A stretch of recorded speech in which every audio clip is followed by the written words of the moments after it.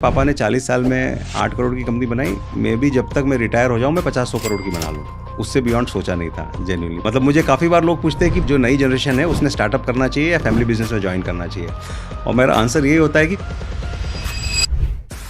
दीपक संघवी, नीलॉन्च के फाउंडर। आज हम इनसे जानेंगे कि किसी भी छोटे बिजनेस को बड़ा कैसे बनाया जाता है, किस तरीके से ये अपनी कंपनी को 8 करोड़ से 500 करोड़ तक लेके गए, और किस तरीके से एक नॉर्मल इंसान एक लॉन्ग टर्म ब्रांड बना सकता है, और इसका एग्जैक्ट फॉर्मूला क्या है।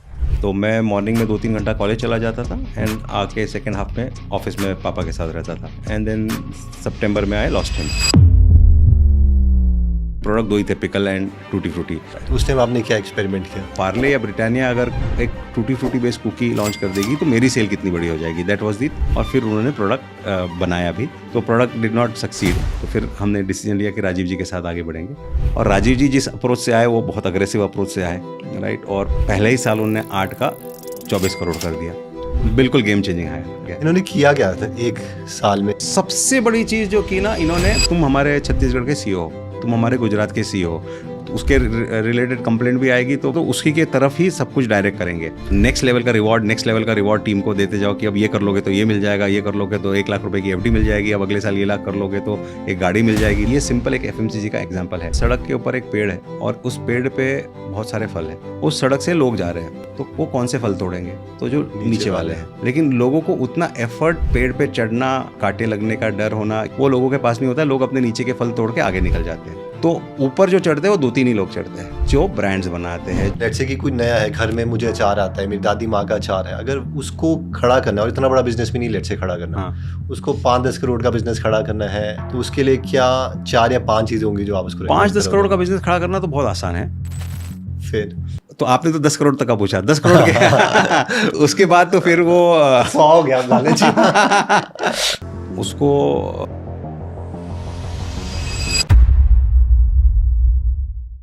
जैसे आपके बिजनेस में फिर भी जैसे डैड थे तो वो बिजनेस में ऑलरेडी थे जी। वो जब अपने बच्चे को एजुकेट करते हैं वो कम्प्लीटली डिफरेंट पर्सपेक्टिव होता है कि यार ये ऐसा है, ये गेम ऐसे खेलना। और एक जो कोई एम्प्लॉई है, जैसे मेरे दोनों पेरेंट्स सरकारी जॉब में थे, तो उनका ये होता है कि बिजनेस क्या करना है, रिस्क है, risk keep safe, never take risk, तो दिमाग में बार बार डाला जाता है। तो वो क्या चीज़ें हैं जो डाली जाती है या अभी आप कॉन्शियसली डाल रहे होंगे, क्योंकि आजकल हर कोई पेरेंट अपने बच्चे में वो क्वालिटी डाल रहा है या नीचे जाके यहाँ पे जैसे स्टॉल्स लगा जी, इसको खेल गेम को, तो वो क्या क्वालिटीज़ हैं जो आप डालते हैं? जहाँ बिजनेस फैमिली होती है वहाँ लॉट ऑफ पैसिव लर्निंग होती है, क्योंकि बिजनेसमैन रात को 10 बजे तक भी बिजनेस से हटता नहीं है, ऑफ नहीं होता है। तो पापा जब भी घर पे आते थे या मॉर्निंग में 6 बजे से पापा के कॉल चालू हो जाते थे, चाहे सेल्स वाली टीम से बात हो रही है या परचेज वाली टीम से बात हो रही है, अपनी उनकी नोट में पूरी की किससे क्या बात करनी है वो पॉइंट्स लिख लेते थे, और हम बाजू में ही बैठे हुए, बाजू में लेटे हुए, तो क्या बात हो रही है वो सुनेंगे और वो समझेंगे। तो पैसिव लर्निंग तो बिजनेस फैमिली में होती है। उसी प्रकार से मेरे बच्चों ने मुझे देखा है तो पैसिव लर्निंग तो हुई है। हमने सबसे पहले हमारे जनरेशन में, क्योंकि they saw wealth when they were born, I did not see wealth when we were born, right. हमारे पास वही थे कि 8 कपड़े होंगे, 8 शर्ट होंगे, एक खराब होगा जब अगला आएगा। उस तरीके से अगले जनरेशन में वो वाला काफ़ी बार नहीं रहता है। बट हमने अपने बच्चों को स्कैरसिटी मेंटेलिटी से बड़ा किया। We never gave, even there 1917 उनके पास आज तक, वो भले ही स्कूल की फीस कितनी हो, लेकिन दोनों ओप्पो फ़ोन पे ही है, दोनों के पास एप्पल नहीं है, सैमसंग नहीं है। पहला महंगा फ़ोन, मतलब जो भी लग्जरीज ऑफ लाइफ है वो नहीं जाएंगे, वो आप बाय करोगे। आपके जो एजुकेशन के लिए पेरेंट्स खर्चा कर लेंगे, आपको जहाँ कोर्सेज में भेजना है वहाँ हम कर लेंगे, बट लग्जरीज ऑफ लाइफ की भूख जो है ना, गाड़ी छोटी वाली देंगे, कोई ब्रांडेड गाड़ी नहीं देंगे, तो वो भूख जब तक नहीं रहती कि मुझे करना है, तो भूख हमने इंश्योर करी। दूसरा हमने एक जिसको बोलते हैं रिस्क जो है ना, कि दोनों भाई जब ऑलमोस्ट 7 साल का बड़ा था, छोटा 5 साल का था, हम मॉल जाते थे, हम मॉल में उनको छोड़ देते थे।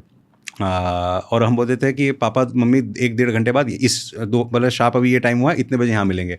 इतने बड़े मॉल में, जहाँ पे मॉल्स तो बहुत बड़े होते हैं, कम से कम 500-1000 दुकान होती है, हम 1.5 घंटा उनको छोड़ के निकल जाते थे। घूमना यहीं मिलना, तो वो 5 मिनट 10 मिनट शायद से हम लेट आए होंगे नहीं, लेकिन वो घूमते रहे। तो बचपन से हमने उनको रिस्क जो है ना, वो रिस्क के तरफ इनडायरेक्ट बिल्डिंग चालू किया है कि आप हम लोग आपको छोड़ के चले जा रहे हैं, अपने आप घूम लो दोनों लोग। मतलब फॉरेन कंट्री में तो रशिया में छोटा वाला खो गया है, बड़ा वाला यूके में खो गया है, फिर आधे पौन घंटे बाद रोता हुआ एक जगह मिल के आ गया, वो आज तक भी उनको किससे याद है, राइट। लेकिन रिस्क टेकिंग एबिलिटी डाल दिया है कि जाओ तुम लोग अपना कर लो, 2 घंटे बाद यहाँ मिलना। और मैं जो भी पॉडकास्ट सुनता हूँ या मैं जो भी अच्छा आर्टिकल पढ़ता हूँ, वो मैं दोनों बेटे को भेजता हूँ और मैं उनको बोलता हूँ इसका पढ़ के मुझे सिनॉप्सिस भेजो, तुमने क्या सीखा। तो ये मैं कंसिस्टेंटली करता रहता हूँ कि I want to understand how they are pursuing anything that they read, things. तो that is something I consciously do. I think which is a very good feedback ji. कि वो देख किस एंगल से रहे हैं, वो इम्पोर्टेंट है। उनकी सेल्फ इमेज भी क्या बन रही है और प्लस वो उनका नज़रिया क्या है देखने का। हाँ।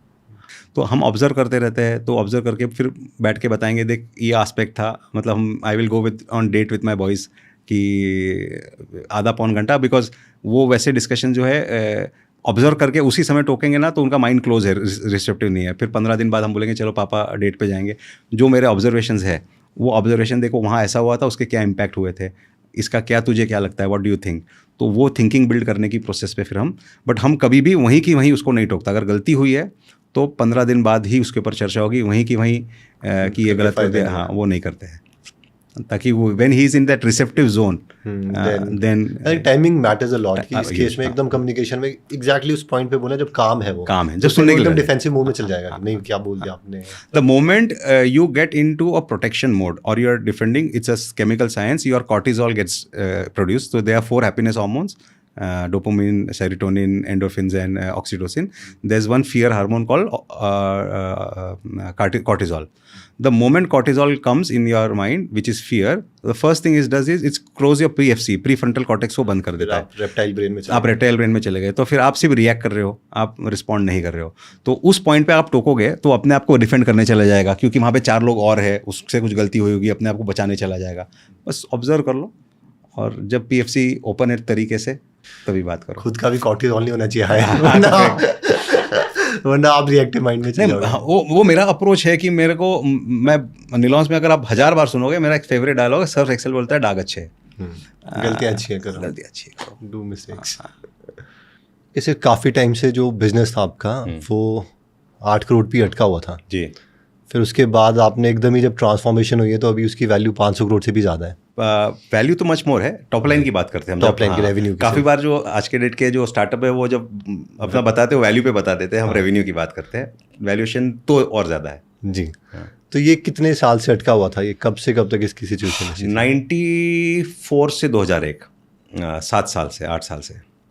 और तब तक जो ये बिजनेस था वो आपके डैड संभाल रहे थे?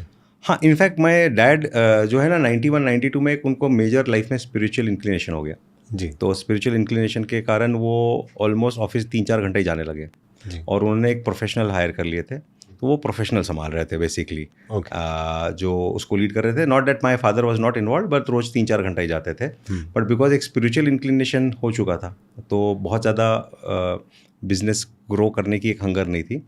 फिर उसके बाद आपने ज्वाइन किया 2004 में? मैंने ज्वाइन किया 2001 में। 2001 में, हाँ। यू कैन से मैं IIM अहमदाबाद से पढ़ के आया अप्रैल ऑफ 2001 में, और वहाँ से मेरा it was a 4 months programme, but full time MBA मेरा जलगांव से था। तो मैं मॉर्निंग में 2-3 घंटा कॉलेज चला जाता था एंड आके सेकेंड हाफ में ऑफिस में पापा के साथ रहता था। तो that was the way I started in April onwards, and then सितंबर में आई लॉस्ट हिम। फिर उसके बाद सर क्या ट्रांसफॉर्मेशन हुआ? सबसे पहले तो ये ना कि when I came back in April after studying 4 months of at IIM Ahmedabad, तो आपके माइंड में बहुत सारी चीज़ें होती है, ये करना है, वो करना है, ऐसा करना है, वो करना है, तो एम्बिशंस पूरे, एंड एज भी है और पढ़ भी लिया है तो एस्पिरेशंस भी है। और ऑफिस में आके, क्योंकि पापा स्लाइटली इन्वॉल्व नहीं थे, we had a professional and he was fairly senior professional और कंपनी में काफ़ी समय से थे, तो वो डिस्कशंस होते थे कि मुझे ये करना है, वो करना है, और वहाँ से वो डिस्कशन होते थे इससे कुछ नहीं होगा, ये करके देख चुके हैं। तो वो पहला जो पापा के डेथ के बाद का जो पहला 7-8 महीने का जो या 1 साल का पीरियड था ना, बहुत फ्रस्ट्रेटिंग था, because you want to do something but they are saying कि हमने ट्राई किया हुआ है, नहीं चलता है।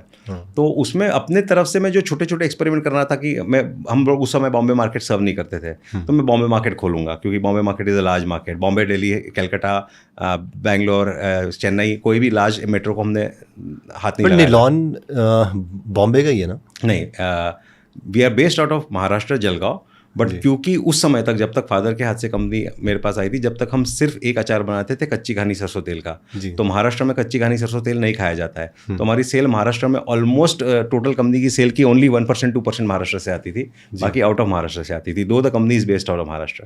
तो उस टाइम आपने क्या एक्सपेरिमेंट किया? बॉम्बे मार्केट स्टार्ट किया, एक एक्सपेरिमेंट ये किया। टूटी फ्रूटी के इंस्टीट्यूशनल बिजनेस थे, जैसे हम लोग मॉन्जिनीस को सप्लाई नहीं करते थे, ब्रिटानिया को सप्लाई नहीं करते थे, हम लोग पार्ले को सप्लाई नहीं करते थे, तो ये नए नए क्लाइंट्स लेके आओ टूटी फ्रूटी के लिए, क्योंकि प्रोडक्ट दो ही थे, पिकल एंड टूटी फ्रूटी। तो एक distribution, we should go to metro, क्योंकि मेट्रो में बड़ा मार्केट होगा। तो starting the metro market was one area that I started working in, जो क्योंकि वहाँ पे किसी को भी होता है ना, हाँ तुम नई टेरिटरी में कुछ कर रहे हो कर लो, हमारी एग्जिस्टिंग टेरिटरी को डिस्टर्ब मत करो। तो बॉम्बे चलो नई टेरिटरी में कुछ कर सकता हूँ, तो वो स्टार्ट कर लिया, नए क्लाइंट्स ढूंढने चालू कर दिए। That was the first thing that I started to. तो बॉम्बे के लिए आप नया प्रोडक्ट लेके आए? बॉम्बे के लिए मैं अपने दूसरे प्रोडक्ट, जैसे बॉम्बे में मेरी वर्मिसिली हमारे पास थी, केचप था या वो लेके आया, और पिकल के लिए हमने फिर कॉटन सीड ऑयल का पिकल बनाया, जो महाराष्ट्र में कॉटन सीड ऑयल में पिकल बनता है, या मूंगफली के तेल में, या तिल के तेल में, तो वो वाले पिकल बनाए। मेन पार्ले का बिजनेस क्रैक किया। पार्ले ने बहुत ज़्यादा हमसे टूटी फ्रूटी ली उस प्रोडक्ट लॉन्च के लिए, तो वो एक कॉन्फिडेंस आता है कि हम सही पाथ पे। वो क्या था सर, स्लो मोशन में बताओ, कि क्योंकि एक then you are coming like B2B, right. तो उसमें जो थॉट प्रोसेस था कि हम कराची बेकरी को टूटी फ्रूटी देते थे, और कराची बेकरी का उस समय भी हमारा, आज तो बहुत बड़ा बिजनेस कराची बेकरी का खुद हो गया, तो हमारा भी बिजनेस उनके साथ बड़ा हो गया, बट उस समय भी महीने का लगभग 1 truck tutti frutti Karachi bakery लेता था। एंड कराची बेकरी के उस समय 2 ही आउटलेट थे, वो डिस्ट्रीब्यूशन में नहीं आए थे। आज तो आपको कराची का product across the world, across the country मिलता है। तो 1 ट्रक टूटी फ्रूटी सिर्फ 2 आउटलेट से अगर कोई कंज्यूम कर जाता है अपने कुकीज़ में, तो पार्ले या ब्रिटानिया अगर एक tutti frutti based cookie launch कर देगी, तो मेरी सेल कितनी बड़ी हो जाएगी। दैट वाज दी। और ये तब हुआ जब आप 2002 में, हाँ 2002 के स्टार्टिंग, तब आप सिर्फ 25 साल के थे। उनके अमिताभ तिवारी सर थे, उनके R&D हेड। तो अमिताभ तिवारी साहब को आइडिया, कंसेप्ट अच्छा लगा, बोले ठीक है। 3-4 बार जब बार गया तो बोले ठीक है दीपक, मैं कुछ बनाता हूँ। तो उनको आप प्रोडक्ट का वो बता रहे थे? हाँ, कि मैं कराची का सैंपल ले गया कि सर देखो कैसे यूज़ होता है, आप भी वैसा बिस्किट लॉन्च करेंगे तो कितना बड़ा मार्केट होगा। तो वहाँ से स्टार्ट हुआ। After 3-4 visit he got convince कि ठीक है प्रोडक्ट लॉन्च करते हैं, और फिर उन्होंने प्रोडक्ट बनाया भी। ऑब्वियसली लार्ज वेंडर है, पार्ले है, तो they will keep the product secret, किसी को बताएंगे नहीं। तो उन्होंने प्रोडक्ट क्या बना रहे थे वो हमें नहीं बताया, बस हमको ये बताया कि टूटी फ्रूटी यूज़ करेंगे।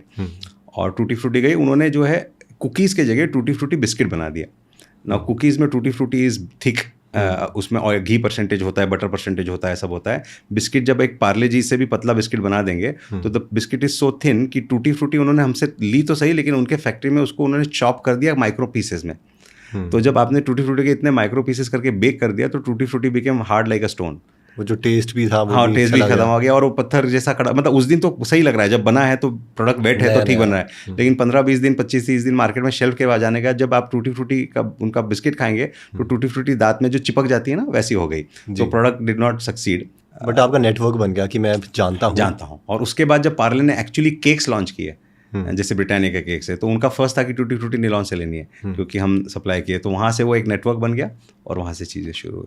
बट मतलब सबने ये आपका जो प्रोडक्ट है सबने खाया हुआ ये? बिल्कुल है ना, वो अभी भी वो टेस्ट मुझे इमेजिन हो रहा है जब आप बोल रहे हैं केक जो है। तो अभी तो सर हमने बहुत बड़ी, जैसा कि मैं देख रहा हूँ कि कोई आया फैमिली बिजनेस में, स्टार्टिंग में मैनेजमेंट आप पे शक कर रही है, हाँ कि यार ये तो बच्चा है, बेशक IIM से आया है, लेकिन नहीं। और ये हर फैमिली बिजनेस में होता है कि उनको लगता है कि नहीं। हाँ, मतलब मुझे काफ़ी बार लोग पूछते हैं कि भाई आदमी ने, जो नई जनरेशन है, उसने स्टार्टअप करना चाहिए या फैमिली बिजनेस में ज्वाइन करना चाहिए।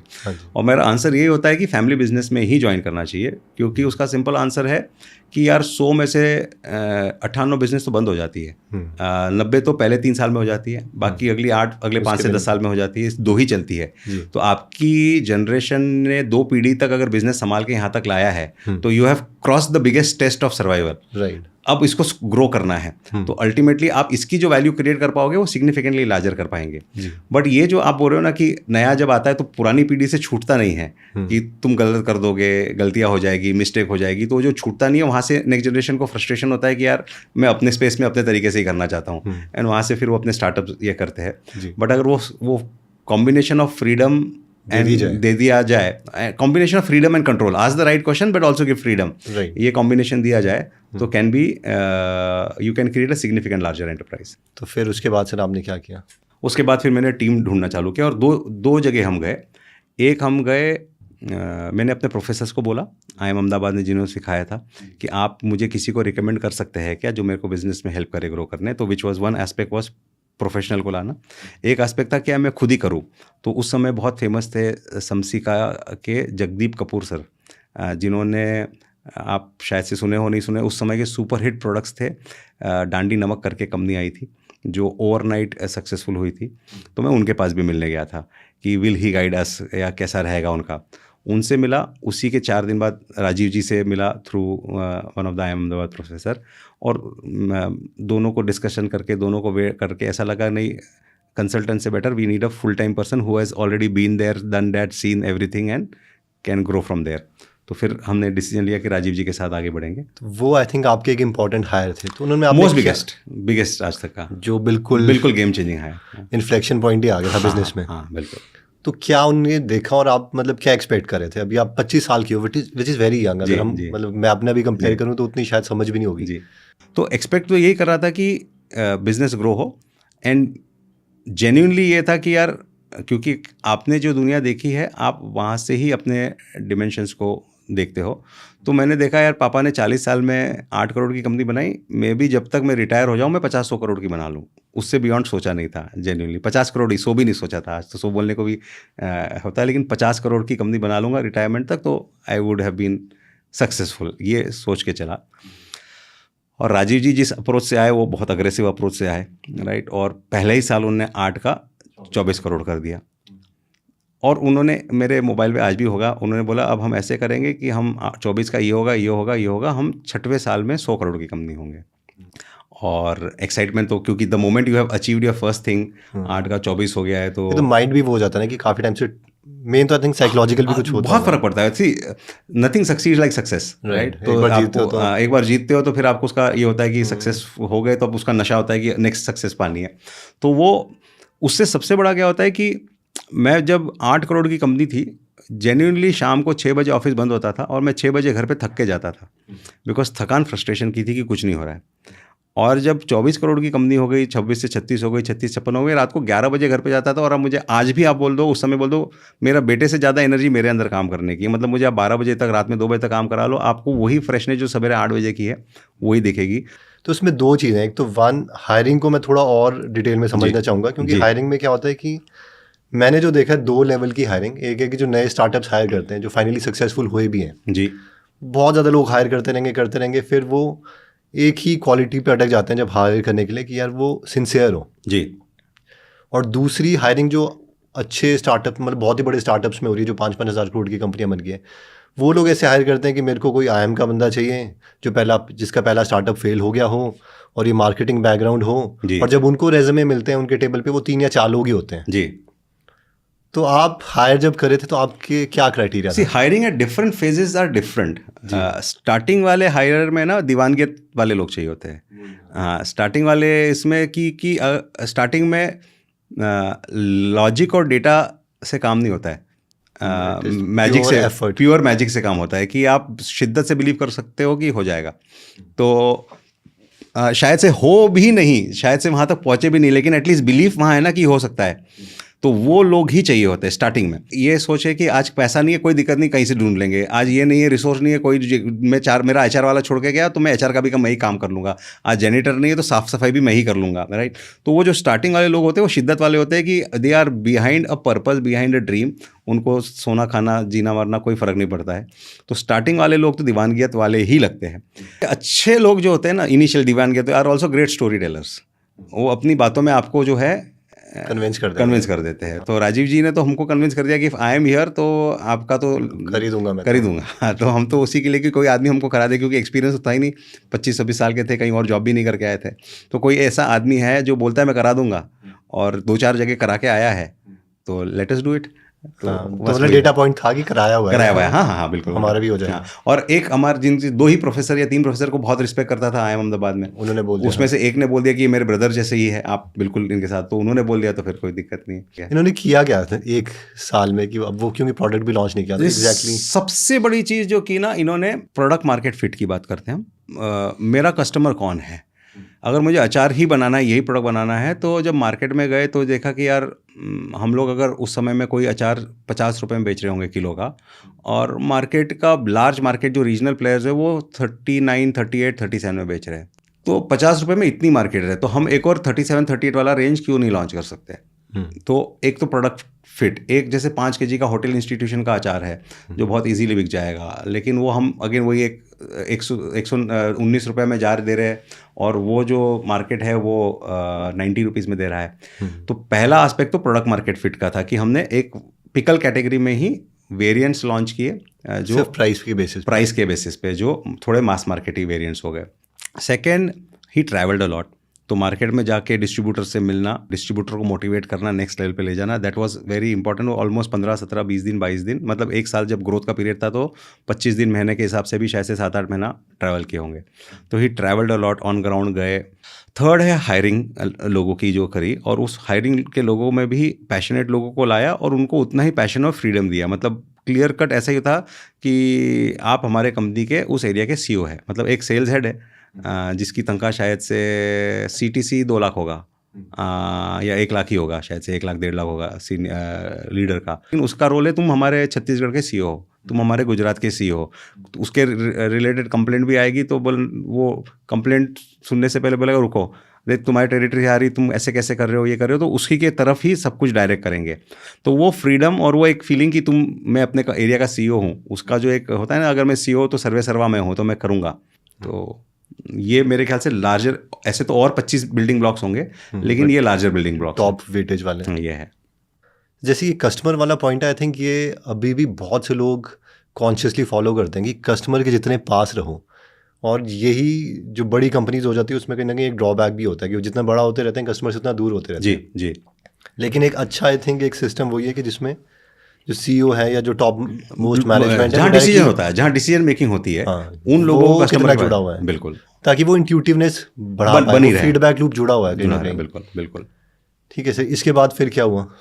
तो this was the first phase. यहाँ से फिर हमने 2008 तक तो कंपनी यही प्रोडक्ट पे बिल्ड करी, मतलब we did not launch any new product. और तब तक हम कितना पहुंच गए? 2008 में वी टच्ड 86 करोड़ रेवेन्यू किए थे, 76 प्रीवियस ईयर में था, ये साल में 86, 10 ही करोड़ का ऐड इसलिए होता because this year we were raising fund.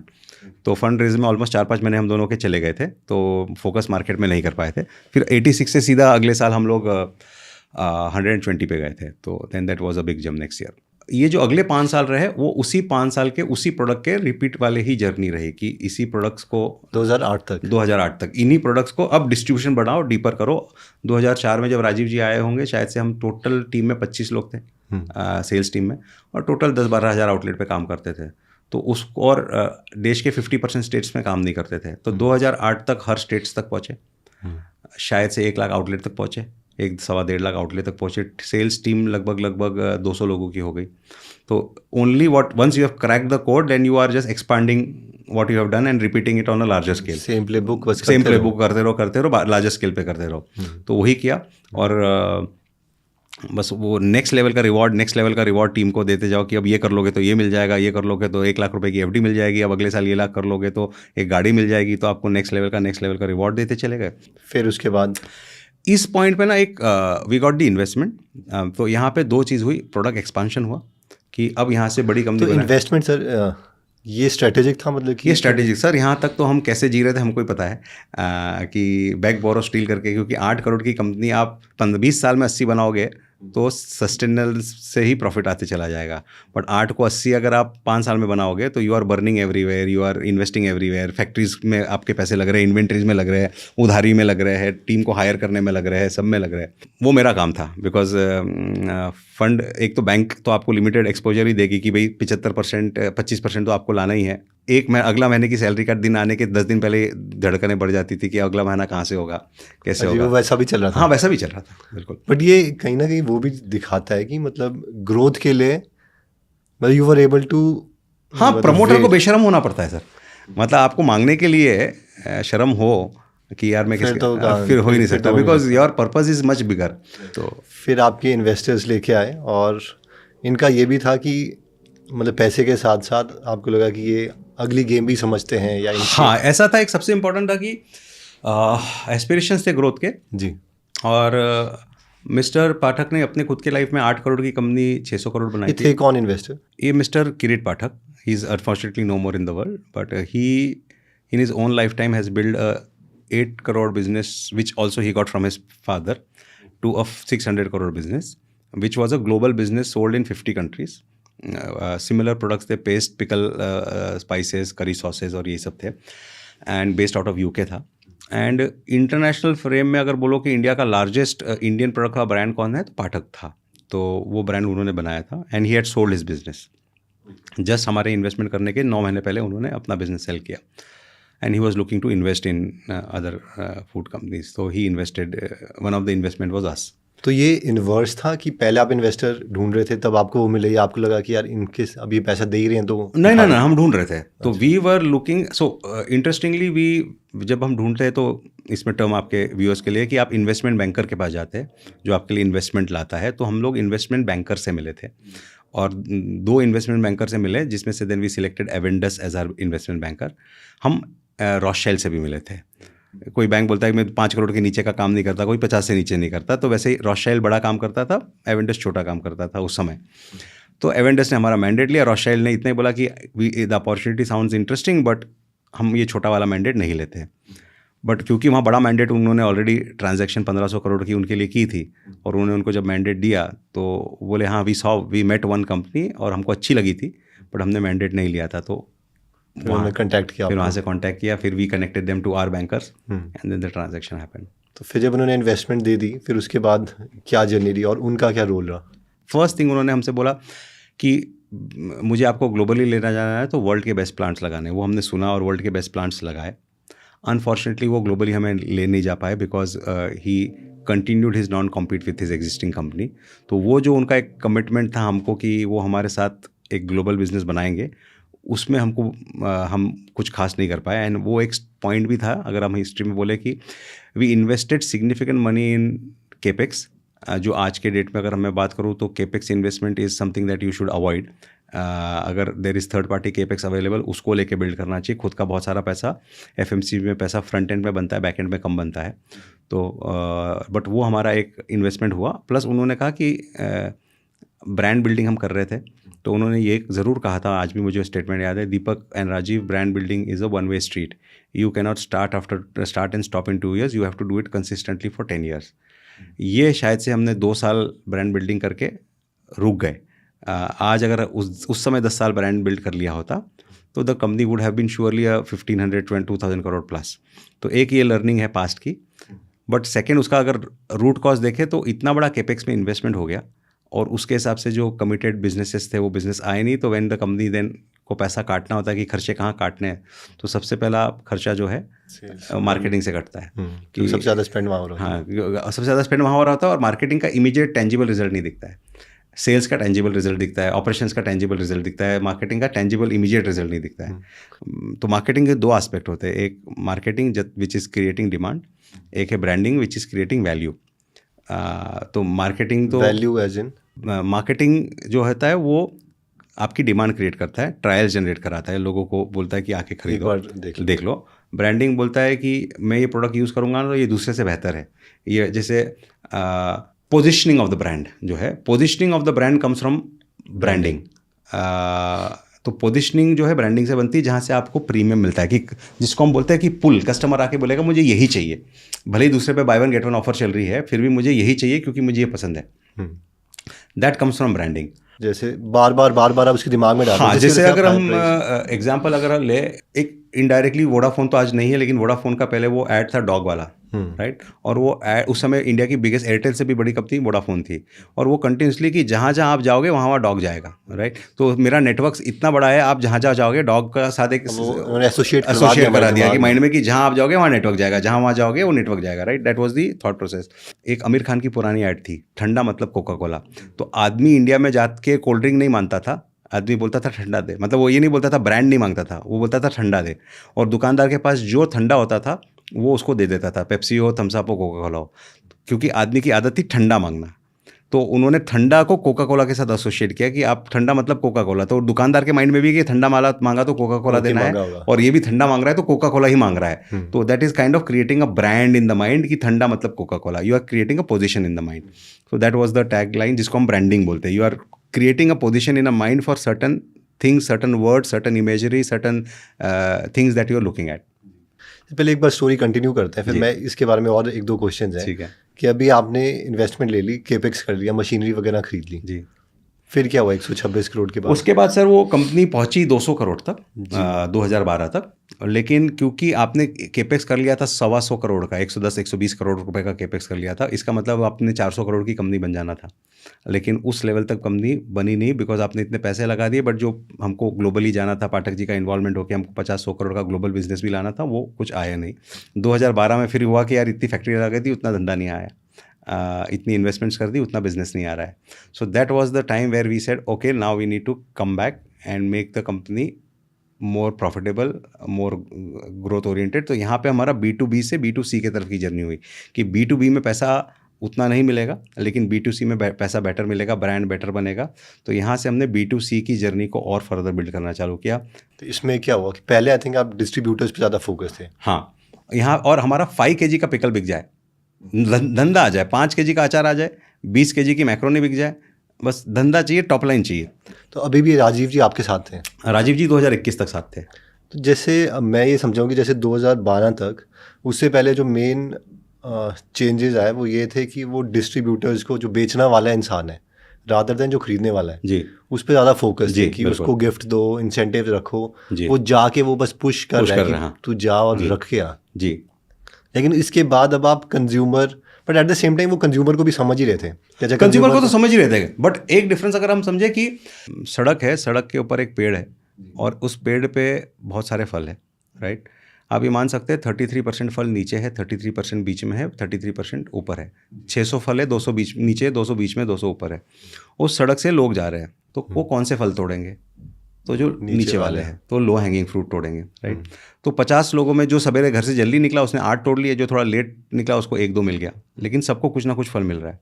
लेकिन ऊपर भी 400 फल है, लेकिन लोगों को उतना एफर्ट, पेड़ पे चढ़ना और पेड़ पे चढ़ के एक एक फल को तोड़ना, कांटे लगने का डर होना, ये सब जो उसका पेशेंस होना, वो लोगों के पास नहीं होता है। लोग अपने नीचे के फल तोड़ के आगे निकल जाते हैं। तो ऊपर जो चढ़ते हैं वो 2-3 ही लोग चढ़ते हैं, जो ब्रांड्स बनाते हैं, जो रियल सस्टेनेबल ग्रोथ कैटेगरीज बनाते हैं, राइट। तो ये सिंपल एक FMCG का एग्जांपल है।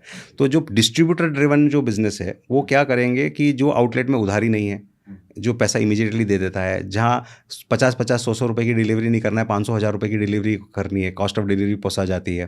तो वो डिस्ट्रीब्यूटर ड्रिवन ग्रोथ जब जाएंगे तो आपको ये लोअर हैंगिंग फ्रूट फटाफट मिलते चले जाएंगे। But India is a market of 1 crore outlets.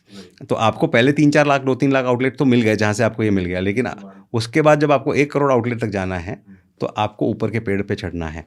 That's where the science comes in. That's where जो हम FMCG में 2 वर्ड होते हैं, न्यूमेरिकल डिस्ट्रीब्यूशन एक होता है और एक वेटेड एवरेज डिस्ट्रीब्यूशन होता है। तो ये एक्सप्लेन कर भी देता हूँ इसका मतलब क्या है। न्यूमेरिकल डिस्ट्रीब्यूशन मतलब मेरे 100 आउटलेट में से कितने आउटलेट में मेरा माल अवेलेबल है, उसको न्यूमेरिकल डिस्ट्रीब्यूशन बोलते हैं। कि मैं अगर सिर्फ पिकल कैटेगरी की बात करूँ तो मेरा पिकल कैटेगरी में 100 आउटलेट में से कितने आउटलेट में डिस्ट्रीब्यूशन अवेलेबल, इसको न्यूमेरिकल डिस्ट्रीब्यूशन बोलेंगे। वेटेड एवरेज डिस्ट्रीब्यूशन मतलब 100 आउटलेट है, लेकिन ये 40 आउटलेट में से 70% सेल आती है क्योंकि ये बड़े आउटलेट है। तो वो 70% जहाँ मेजर अचार बिकता है वहाँ मेरा कितना अवेलेबल है, तो वेटेड एवरेज। तो जो इनिशियल जर्नी होती है कंपनी की ग्रोथ की वो वेटेड एवरेज डिस्ट्रीब्यूशन की होती है कि जहाँ ज़्यादा बिकता है वहाँ से ले लो। नेक्स्ट ग्रोथ जो होता है वो होता है वेटेड एवरेज डिस्ट्रीब्यूशन से, ऐसा न्यूमेरिकल डिस्ट्रीब्यूशन से, कि मुझे हर आउटलेट तक पहुँचना है। तो आज के डेट में most of the new age company जो कर रही है, Q-com पे माल दे दिया, E-com पे दे दिया, एड बेस मॉडर्न ट्रेड कर दिया, एड बेस करे तो स्टैंड अलोन मॉडर्न ट्रेड कर दिया, बस जनरल ट्रेड नहीं कर रही है। तो वो सिर्फ वेटेड एवरेज डिस्ट्रीब्यूशन पे फोकस कर रही है, वो न्यूमेरिकल डिस्ट्रीब्यूशन पे फोकस नहीं कर रही। इसलिए आप काफ़ी बार पढ़ते होंगे कि ग्रोथ एक लेवल तक तो ग्रोथ आई फिर रुक गई। तो वो रुकने का कारण इतना ही है क्योंकि आपने वेटेड एवरेज डिस्ट्रीब्यूशन कर लिया, तो जहाँ क्रीम था उतना तो आपने फटाफट ले लिया, बट क्रीम लेने के लिए आपको पैसे भी देने पड़े क्योंकि वो क्रीम हर एक लेना चाह रहा था। जो 200 फल है ना, उस 200 फल के पीछे 500 कंपनी लगी हुई है। तो आपको ऐसा नहीं है कि पूरे 200 फल आपके हाथ में आ जा रहे हैं, आपके हाथ में 4-6 ही आ रहे हैं, और वो भी क्योंकि 500 कंपनी या 50 कंपनी लड़ रही है, तो आपको यहाँ पे पैसे भी खर्चा करने पड़ रहे हैं, अपने आप को दिखाने के लिए थोड़ी स्कीम्स भी ज़्यादा देनी पड़ रही है, उनको दुकानदार को खुश भी रखना पड़ रहा है, बिकॉज यहाँ पे लड़ाई 50 कंपनियों की।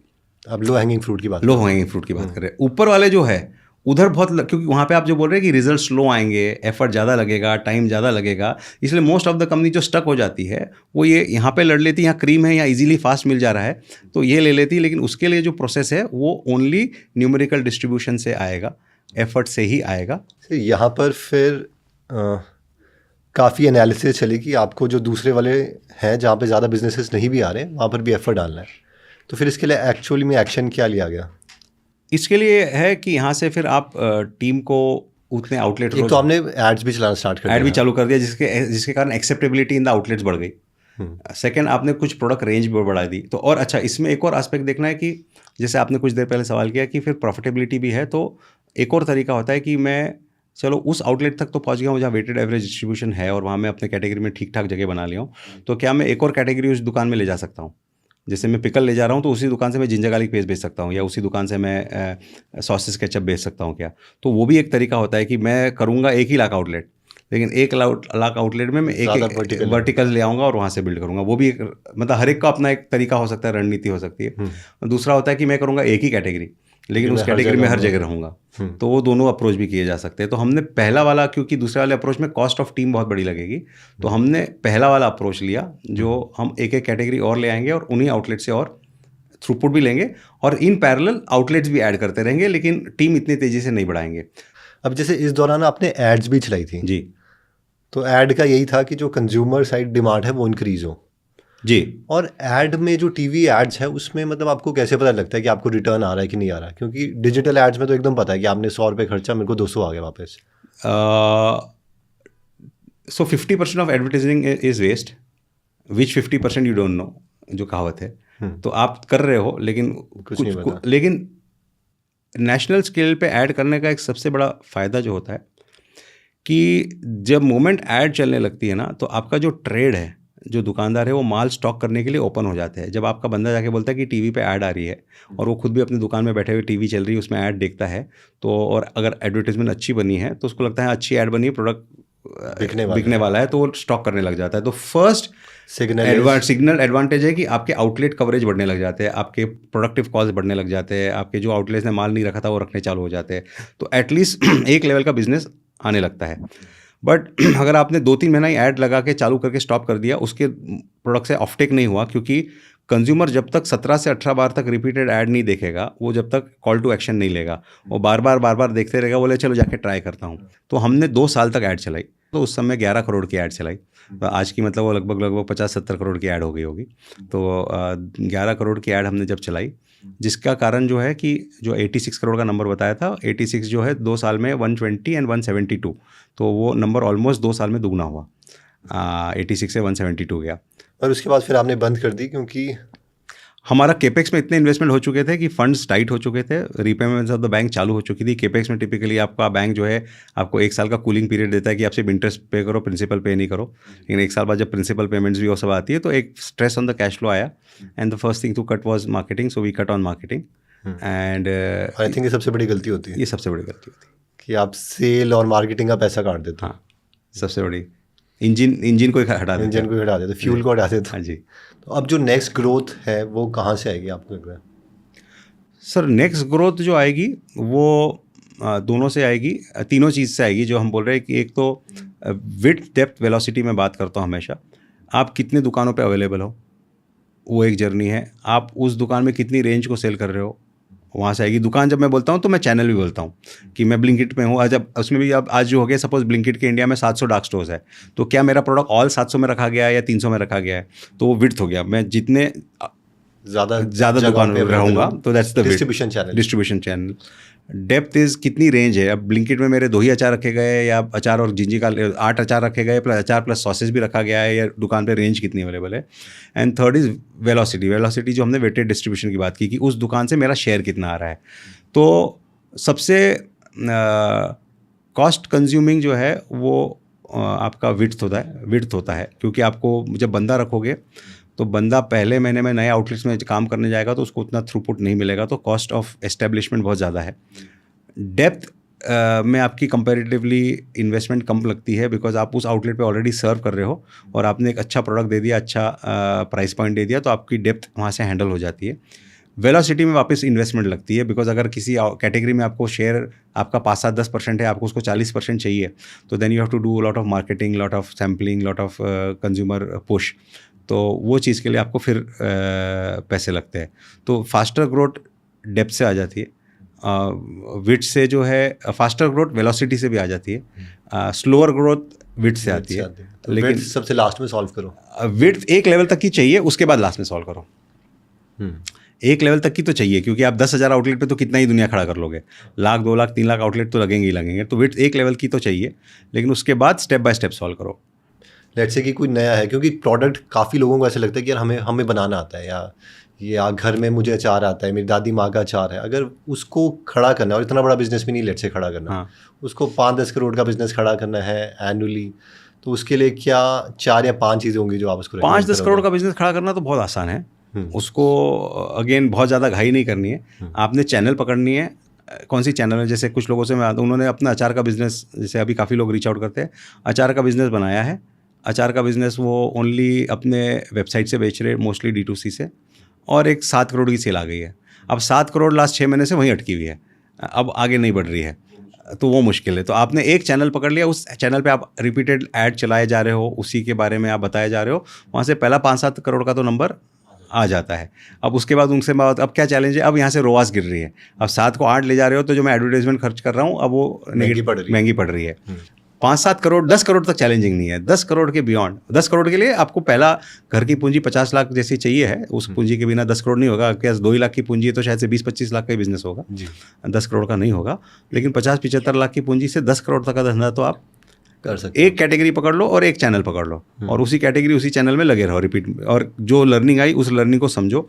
मेरा कस्टमर ने ये ऐड देख के बाय, जैसे मैं अपने खुद के अभी कुछ हम लोग ये पर्सनल ब्रांडिंग के लिए जैसे पॉडकास्ट की रील डलेगी, तो देखता हूँ कोई रील 4 लाख जाती है, कोई 10,000 जाती है, तो उसमें 4 लाख जाने में क्या हुक था, क्या चीज़ लोगों को समझ में आई, वैसी बात करते रहोगे, वही चीज़ करते रहोगे, तो आपका फॉलोअर बेस बढ़ेगा। फर्स्ट स्टेप ये 1 चैनल 1 प्रोडक्ट, बस उसमें लर्निंग करो, रिपीट करते रहो, लर्निंग एंड रिपीट। फिर तो आपने तो 10 करोड़ तक का पूछा, 10 करोड़ के उसके बाद तो फिर वो 100 हो गया लालच। तो 10 के बाद जब वो नेक्स्ट करना है, तो आपके पास चॉइस है कि मोर चैनल्स, आपके पास है सेम चैनल मोर प्रोडक्ट, फिर तो वो फिर गेम चलती रहेगी, और इवेंचुअली फिर वो जो हमने बात करी वो तो वही चलती रहेगी।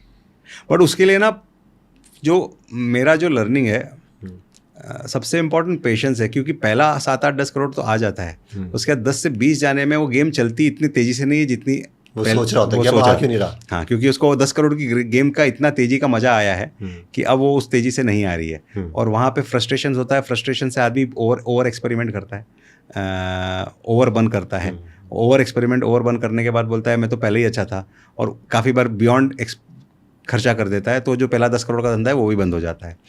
जैसे अभी एंटरप्रेन्योरियल जर्नी में क्या होता है कि बहुत से लोगों को कहीं बहुत ज़्यादा स्ट्रेस हो जाता है, क्योंकि वो जब तक कैश फ्लो नहीं आ रहा होता तो वो शायद वो कॉन्फिडेंस नहीं आता, या कहीं ग्रोथ की वजह से वैसा हो जाता है।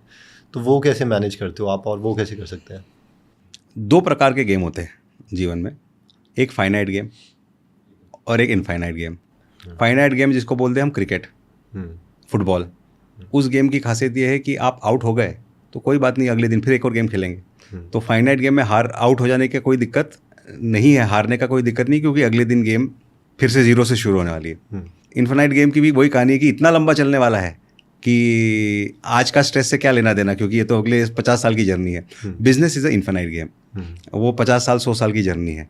तो आप एक दिन का स्ट्रेस लेके, क्योंकि ये स्ट्रेस तो हर दिन आने ही वाला है, लेकिन दोनों ही चीज़ में मैंने एक शब्द का इस्तेमाल किया, गेम। अगर आप उसको गेम की तरह खेलोगे तो स्ट्रेस नहीं आएगा, क्योंकि फाइनाइट गेम ये बोलता है कल वापस 0 से खेलने मिलेगा। इनफाइनाइट गेम बोलता है कि 50 साल का गेम है, एक दिन से क्या होना है। तो root is it's a game, it's a play. इसका वो है कि कितना रिस्क भी, कितना ही बड़ा रिस्क है, ये भी आई थिंक ये थिंकिंग मॉडल भी थोड़ा काम करता है। हाँ, कि वर्स्ट क्या हो जाएगा, हाँ, तो इससे बुरा क्या हो सकता है। मतलब हम तो ये बार बार मैंने लाइफ में मल्टीपल बोला, इससे इतना लो लेके गया मैं तो। इनफैक्ट काफ़ी बार अपने आप को एक मजाकिया एग्जांपल देता हूँ कि मैंने बचपन में सुना था ओशो रजनीश में कि महावीर जी भगवान या जीसस की जब डेथ हुई तो उनको इतना पेन क्यों दिया गया, तो उनके हाथ में कीले डाले गए, महावीर भगवान के कान में कीले, उनके पैरों में कीले डाले गए। तो ओशो जी का जवाब था, किसी ने सवाल पूछा था, बोले जब किसी के को मोक्ष प्राप्ति होनी होती है तो उनके जितने भी जन्मों के गलत कर्म है वो सारे कर्म को काटना ज़रूरी होता है, तभी मोक्ष प्राप्ति होगी।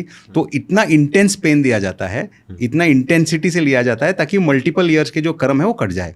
तो मैं अपने आप को यही समझाता हूँ, जब बहुत बुरा फेज़ आता है तो मैं सोचता हूँ हाँ बहुत बड़ा बिलियनर बनना है, बहुत आगे जाना है, तो सारे पाप इकट्ठे धुल रहे हैं, वो धुल जाएंगे तो यहाँ से अच्छा ही होगा। तो माइंड को मैं अपना वो एग्जाम्पल देता हूँ कि हाँ इंटेंसिटी आई है, मतलब इंटेंसिटी से ऊपर जाने की तैयारी हो रही है। Very good example. तो ये तरीका है। ठीक है, thank you so much sir for sharing everything open heartedly. My pleasure. I hope सबने बहुत कुछ लर्न किया होगा। आप हेल्प भी कर रहे हो काफ़ी लोगों को, तो उसके बारे में थोड़ा आप ब्रीफ कर पाए। See every age and stage of life में आदमी एक नेक्स्ट लेवल के अपने हैप्पीनेस को ढूंढता है, या अपने लाइफ के पर्पस को ढूंढता है। तो मुझे over a period of time की ये जर्नी जो मेरी गई, और मेरी जर्नी में एक यूनिकनेस ये, हम लोग इसकी बात की, मेरे अपने फिटनेस बिजनेस भी है, क्योंकि ये बिज़नेस तो फिर भी 8 करोड़ का था, तो ये स्टार्टअप नहीं था, इसको हम स्केल अप बिज़नेस बोलेंगे। तो स्केल अप की मिस्टेक्स अलग होती है, स्टार्टअप की मिस्टेक अलग होती है। तो मेरा एक फिटनेस बिज़नेस भी चालू किया जहाँ भी मैंने हज़ारों मिस्टेक्स की। तो वो 2 पैराडाइम्स को समझ के जो आया हूँ, तो वहाँ से यही मेरा ही स्टेटमेंट है ये, लेकिन मुझे ये स्टेटमेंट में बहुत पावर दिखती है कि growth comes step by step. Growth में आप अगले फ्लोर पे एक सीढ़ी एट अ टाइम जाते हो, फेलियर में आप लिफ्ट से एक फ्लोर एट अ टाइम नीचे आते हो। तो और मोस्ट ऑफ द स्टार्टअप्स जो हम बोलते हैं 100 में से 98 कंपनी फेल हो जाती है, उसका सबसे बड़ा रीज़न ये है कि वो कुछ कॉल्स डिसीजंस ऐसे ले लेते हैं जो एक फ्लोर एट अ टाइम नीचे आ जाते हैं, और एक की जगह 2 फ्लोर आ गए तो कंपनी बंद हो जाती है। तो I want to be that person who helps in increasing the gross national positive production rather than negative production, right. Which means let entrepreneurs make less mistake, right. With what I have learned through. So तो मैं अपना खुद का एक FMCG का course चालू करना चाहूँगा, जो जिसके ऊपर काम चालू किया है। People will learn a lot. मैं बोलने वाला बुक भी you should write. How to build successful FMCG business. उसका एक कोर्स चालू करना चाहूँगा, which will be a paid course, but that is what I am starting to by March उसको लेके आने का सोच रहा हूँ। उसी के थ्रू जो अच्छे बिजनेसेस मुझे लगते हैं उनको फिर 1-on-1 मेंटरिंग करके, उनको हमारा जो डिस्ट्रीब्यूशन नेटवर्क है, जो स्ट्रेंथ है, उसके साथ कैसे कपल अप करके एक 50-100 करोड़ के धंधे, कम से कम ऐसा है, एक नंबर सुनने के लिए अच्छा लगता है, 100 कंपनी 100 करोड़ की बनानी है, तो 100 करोड़ की 100 कंपनियाँ बनानी है अगले 7 साल में। एक ये ड्रीम, और मेरा मानना है कि आप इन कंपनीज में इन्वेस्ट करोगे प्लस अपना, हाँ मैं इन्वेस्ट करूंगा या इन्वेस्टर ले आऊँगा साथ में जो हमारे सर्कल्स में है, प्लस अपने एक्सपीरियंस से लेके उनको ग्रो करूंगा, और जो हमारी एफर्ट है उसका एक्सपेक्टिविटी का पोर्शन लेंगे। लेकिन 100 करोड़ की 100 कंपनी बनाना, ऐसा यूनिवर्स में थॉट डाल दिया है, तो अब यूनिवर्स तो फिर हो जाता है, तो यूनिवर्स उस दिशा में अब लेके जाएगा। ठीक है sir, all the best. Thank you so much. Thank you, lovely.